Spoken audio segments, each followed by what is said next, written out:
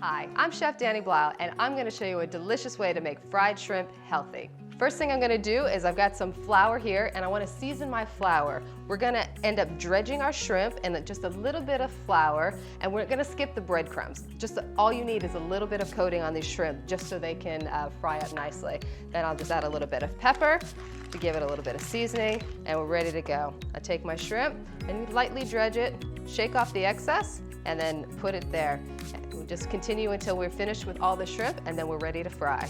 To the pan, I'm going to add just a little bit of grapeseed oil. We're going to be shallow frying today as opposed to deep frying, which is going to make this shrimp delicious and healthy.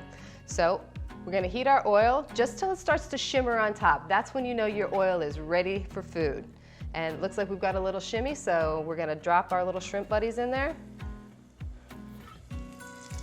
Oh gosh, these are going to be delicious.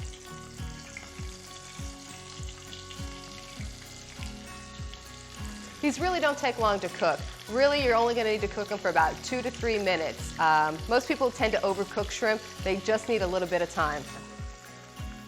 Now you want to leave these shrimp pretty undisturbed so they can develop a nice brown coating that you associate normally with deep fried shrimp.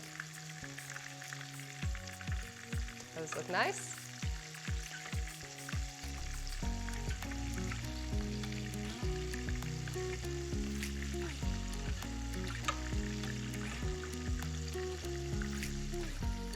We give those another minute or two on this side, and they're ready to take out. All right, looks like our shrimp are ready.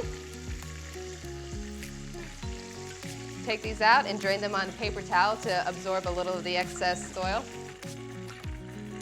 And then you just continue with this until you've fried up all of your shrimp. And there you have a delicious, healthy way to have fried shrimp.